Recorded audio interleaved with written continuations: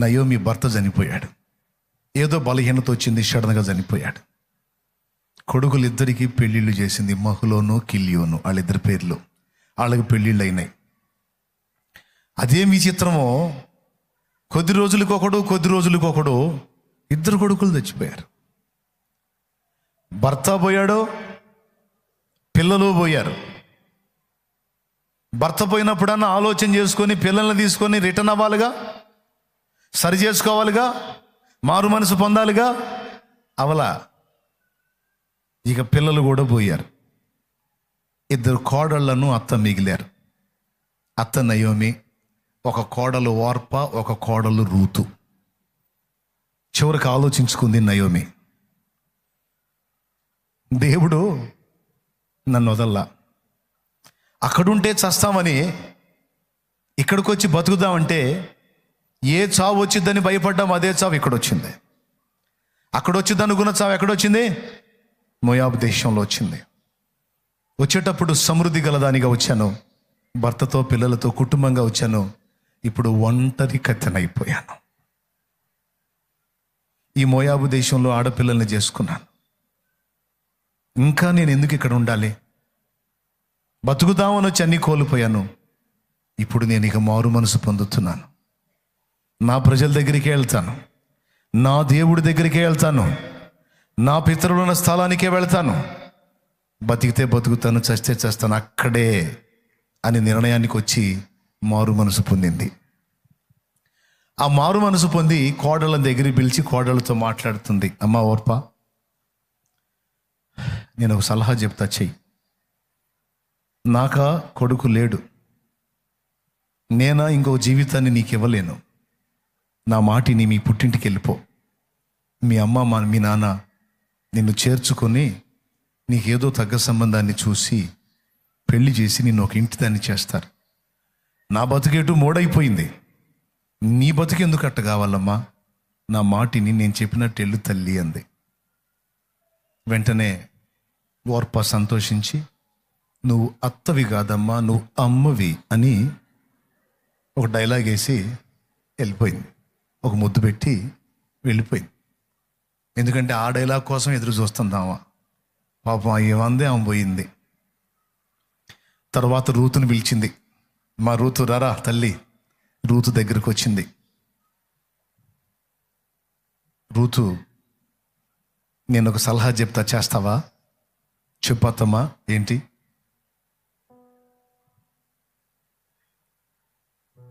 నా మాట విని నువ్వు నీ పుట్టింటికి వెళ్ళమ్మా.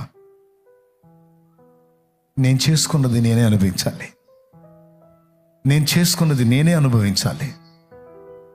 నాకు ఈ పరిస్థితి న్యాయమే. మీకెందుకమ్మా ఈ శాపం?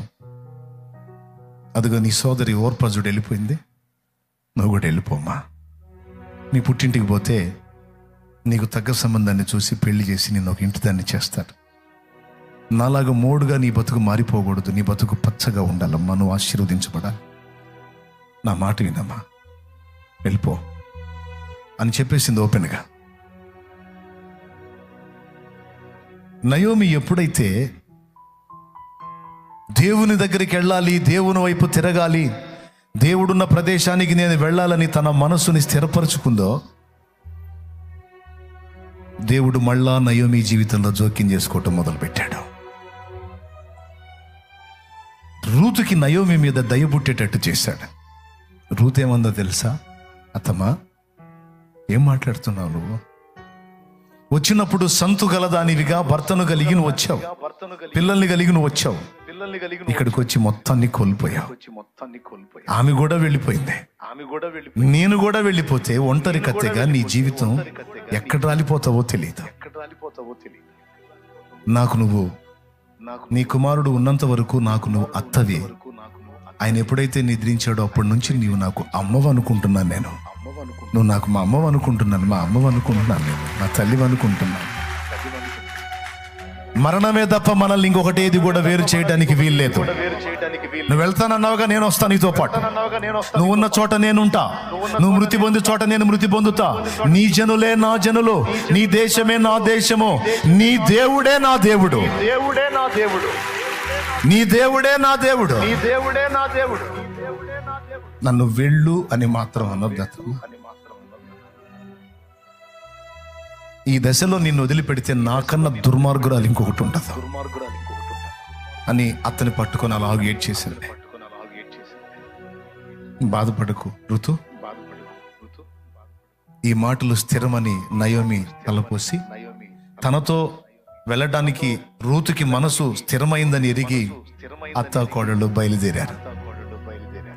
వెళ్ళేటప్పుడు సమృద్ధి గలదానిగా వెళ్ళింది. మళ్ళా ఉన్న ఊరికి వచ్చేటప్పటికి మొత్తం కోల్పోయినటువంటి వ్యక్తిగా వచ్చేస్తుంది. ఆ ఊరి వీధుల్లో ప్రజలు కనపడతా ఉన్నారు.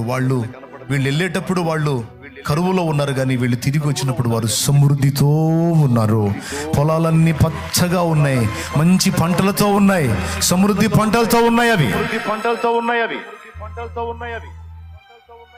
తిరిగి రిటర్న్ అయిన తర్వాత ఆ వీధుల్లో కూడా నడుచుకుంటూ వస్తుంటే ఆడవాళ్ళు మాట్లాడుకుంటున్నారు, మగవాళ్ళు మాట్లాడుకుంటున్నారు. ఆ మనిషి నయోమి గదు, మన నయోమేగా, మన నయోమి గదు అని అందరూ నయోమి నయోమి నయోమి ఎలిమెలెకేడి, మహ్లోనేడి, కిల్యోనేడి, ఏరి పిల్లలేరి, నీ భర్త ఏడి, నయోమి మాట్లాడవే, సంతు గలదానిగా భర్తను గలదానిగా పోయావు, ఒంటరిగా వస్తున్నావేంటి అంటే పెద్దగా ఏడ్చింది. తన ప్రజలను చూసి ఏడ్చి, నన్ను నయోమి అని పిలవకండి, యెహోవా నన్ను రిక్తురాలినిగా చేసి ఉన్నాడు, నన్ను మారా అని పిలవండి. నా జీవితం మధురంగా లేదు, నా బ్రతుకు మధురంగా లేదు, నా బ్రతుకు చేదైపోయింది, నా బ్రతుకు మారా అయిపోయింది. ఇది నాకు నేను ఇచ్చుకుంటున్న పేరు మారా. వాళ్ళు ఏడ్చారు, అయ్యో వాళ్ళు చనిపోయారు. అవును, రూతుతో నయోమి తన సొంత ప్రాంతానికి వెళ్ళింది, తన ఇంటికి వెళ్ళింది. ఇల్లు పాడుబడి ఉంది.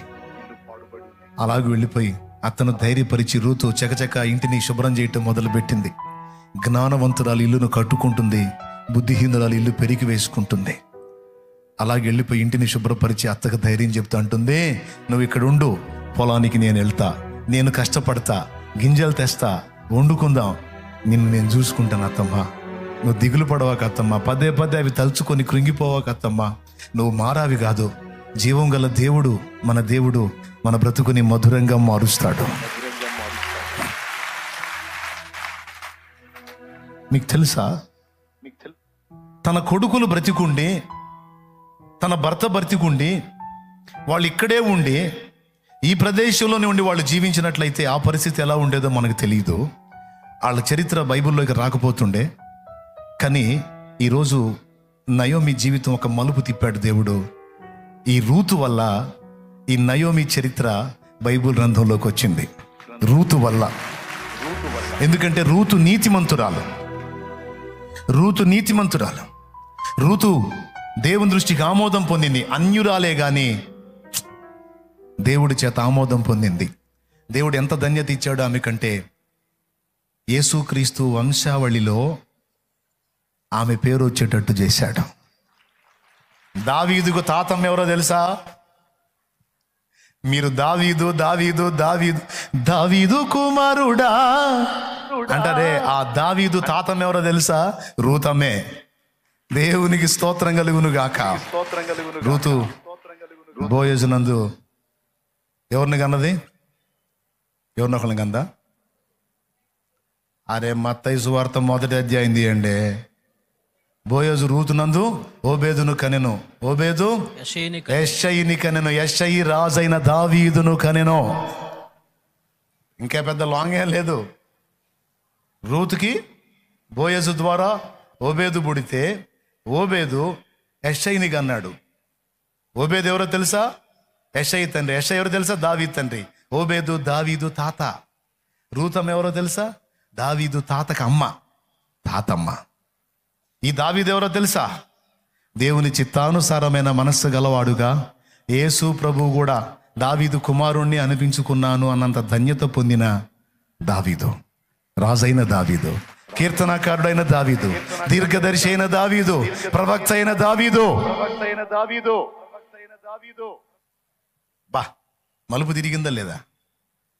మోడుబారిన జీవితాలను చిగురింపజేయగలవు నీవు. ప్రియులారా, ఇక్కడ ఉన్నాళ్ళు, లైవ్లో ఉన్నాళ్ళు, ఎవరెవరు ఎక్కడెక్కడ ఉండి వీక్షిస్తున్నారో, తర్వాత ఎవరు వీక్షించబోతున్నారు, అందరికీ ప్రేమతో చెప్తున్నాను నేను. ఒకటి, మనుషులు పెట్టిన పేరు. రెండు, మనుషులు తమకు తాము పెట్టుకున్న పేరు. దరిద్రులని, శాపగ్రస్తులని, హీనులని, దీనులని మనుషులు తమకు తాము తమ స్థితిని బట్టి పేర్లు పెట్టేసుకున్నారు. నయోమి అయితే మారా అని పేరు పెట్టుకుంది. కానీ నా దేవుడు, మీరు గమనించండి, దేవుడు కూడా పేర్లు పెడతాడు. దేవుడు కూడా పేర్లు పెడతాడు. కాళ్ళు పట్టుకునేవాడు, మోసగాడు అని పిలిపించుకున్న యాకోబుని యెబ్బోకు రేవు దగ్గర దర్శించి యాకోబుని ఏమడుగుతాడు తెలుసా? నీ పేరేంటని అడుగుతాడు.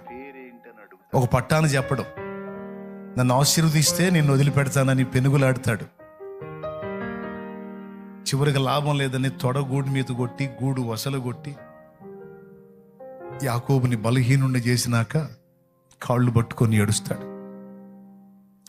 భార్యల్లో ఆనందం ఉందనుకున్నాను, పిల్లల్లో ఆనందం ఉందనుకున్నాను, డబ్బులో ఆనందం ఉందనుకున్నాను, మందల పశువుల్లో ఆనందం ఉందనుకున్నాను. ఇవేవి నిజమైన ఆనందాలు కావు.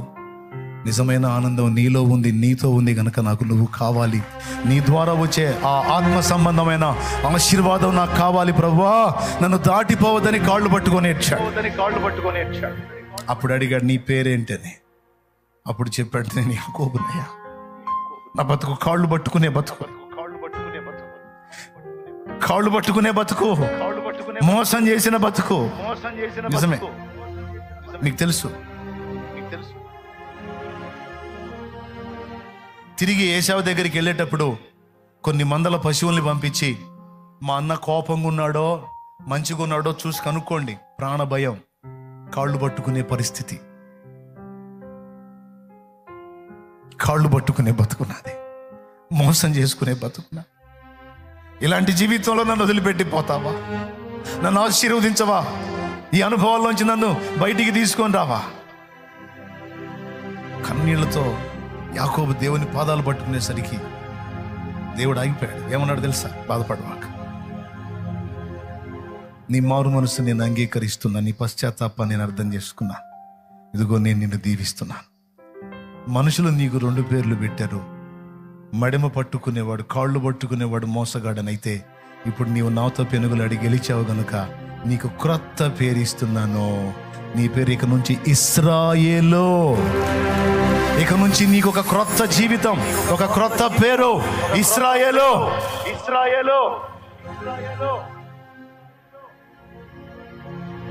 మారిన వ్యక్తులకు నా దేవుడు ఇచ్చినటువంటి పేరు ఇశ్రాయేలు. దేవునితో పోరాడి, మనుషులతో పోరాడి నువ్వు గెలిచావు. అంతే.